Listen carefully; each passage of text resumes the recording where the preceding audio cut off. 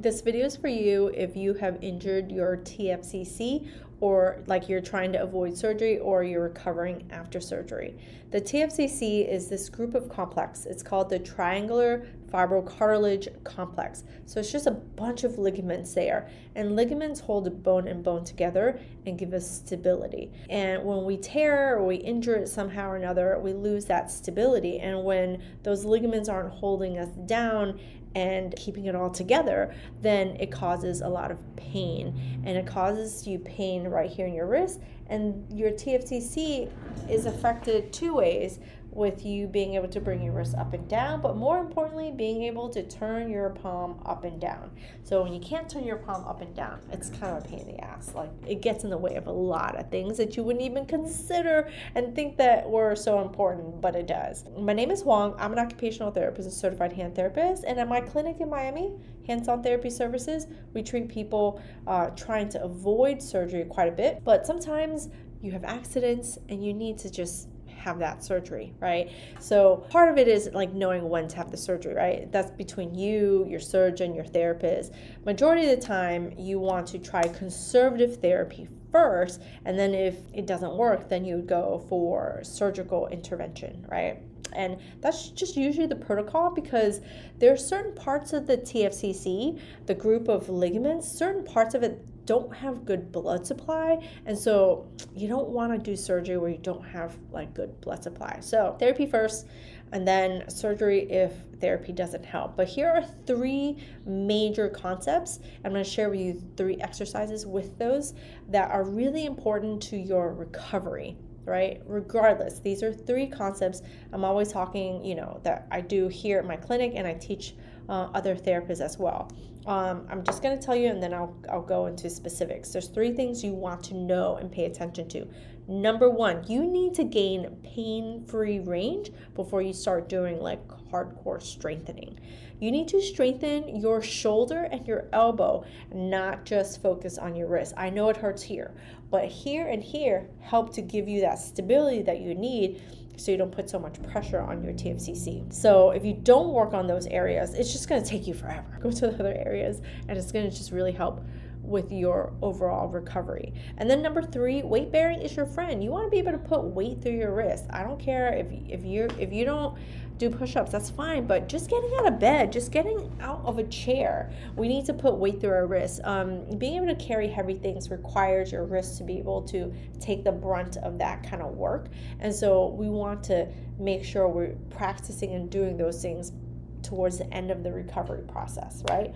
So number one, you got to get pain-free range. What do I mean? You need pain-free range, turning your palm up and turning your palm down. You need to have pain-free range. This is going to be easy. Bring your wrist up and down. It's going to be easy, right?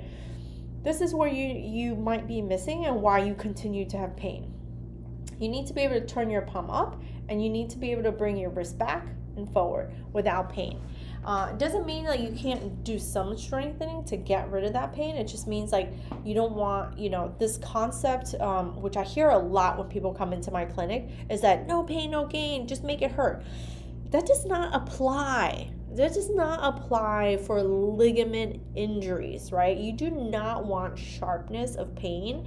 Dullness, achiness, that kind of stuff might be okay. Tightness, stiffness, that might be okay. But sharpness of pain, you do not want. That's usually an indicator that things are not good and you're not doing your shit right? So gain full range of motion there. The other thing I always look at, which is number two, strengthen your shoulders and your triceps. So one of my biggest things when I'm working with a TFCC is I lay my patients down, right? I lay my patient, because if you're sitting up, you can just be like this and you can just compensate with your whole body. So I like to lay my patients down and like face up, right? And I bring their arms out to 90 degrees, and then I check their internal and their external rotation. Like, look, I'm missing a little bit of internal rotation here, just because I have a lot of motion, right? External rotation, look how much internal rotation I have, right? Actually, they look kind of even today. But strengthening your shoulders is going to be really key to loosening this up. So if you're working with a therapist to help you to figure out like what's going on, and TFCC injuries are complex enough that I would encourage you to seek a specialist to help you, even if it's just like a few sessions to help you figure it out. Most patients that come and work with us here, they've become chronic, they've become, kind of like have other problems develop. And so you kind of, if it's been going on for a while, you need some help, get some professional help. This is one of these injuries that if you don't fix right, it's gonna keep creeping up your arm and you're gonna develop other problems later. And who the hell wants that, right? One injury is enough. But I always like to check range of motion.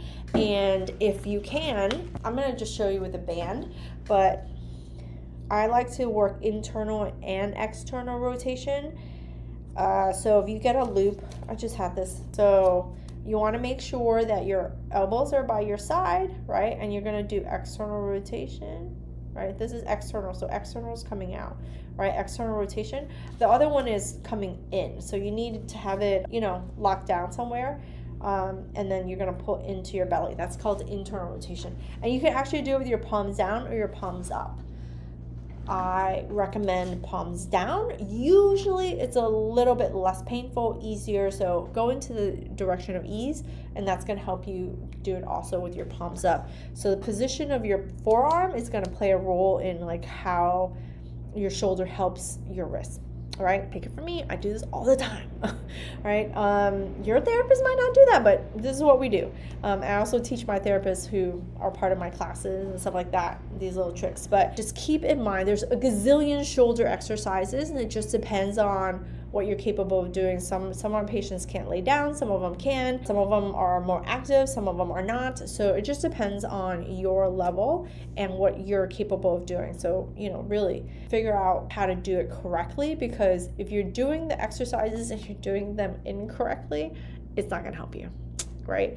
So strengthen that shoulder, and you'll be surprised at how it helps your wrist be less painful.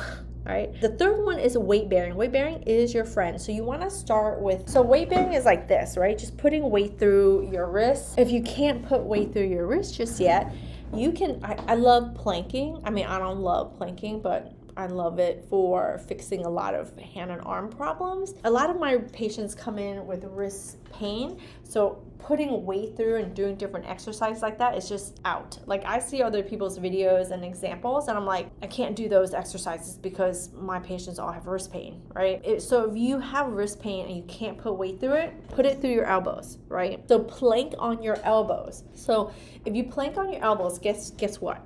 You are putting weight through and you're exercising your shoulder. If you exercise your shoulder, guess what? This becomes less painful. Weight bearing is your friend. So, but you gotta earn it, right? You can't just go like pushing off the floor and doing push-ups and stuff like that. You've gotta earn it. So plank on your elbows first. I love planking on the elbows. You can even plank on your side and do it from there. That's going to challenge your shoulder even more. Strengthen. This goes back to strengthening your shoulders is really going to help ease off your wrist. There's so many other things I could be sharing, but those are some really simple and easy concepts that you can try yourself if you want. You can take those concepts to your therapist that you're working with if you want. If you're not getting the progress that you hope to get, go get a second opinion. I just got one yesterday at my clinic. They're like, hey, I'm working with someone who has all the credentials, but I'm not making the kind of progress I'm looking to make. I'm here for a second opinion. So listen, TFCC injuries, ligament injuries are really tough. They can be tough, but totally fixable, right? So don't lose hope. I get a lot of patients, they're like on their last thread, they're losing hope. It's totally possible to fix. And of course, it depends on the severity of what you're able to get. But there's a lot of people I see that it's possible for them to get 100% recovery. It's just you got to work it in the right way, in the right order, right? And so listen, if you're not getting the results you're hoping for, and you're getting frustrated, you might be on this video because you're frustrated. Go get a second opinion. It's totally okay. Like, my patient that came for a second opinion was like afraid that the other person's gonna get offended. I'm sorry, but who the fuck cares? It's your arm, it's your hand, it's your livelihood. Get a second opinion, right? So yeah, that's the way I see it. So it's, at the end of the day, you're the one living with the limitations, the pain. So go do what you need to do to get full recovery, because though it's normal to have, pain and stiffness and things like that, you just don't want to live with it. So I hope this video helped you. If you have it's very specific, right? If you have a TFCC type of injury, these are things that are going to help you, whether you're trying to avoid surgery or you are trying to recover after surgery. If you like videos like this, or if this video helped you, please consider liking, subscribing to the channel, and leave me a comment, because this is going to help, maybe more people who have TFCC injuries find videos like this. And if you need me, my name is Huang, and my link for my clinic is below. All right, thanks again for tuning in. I'll see you next time.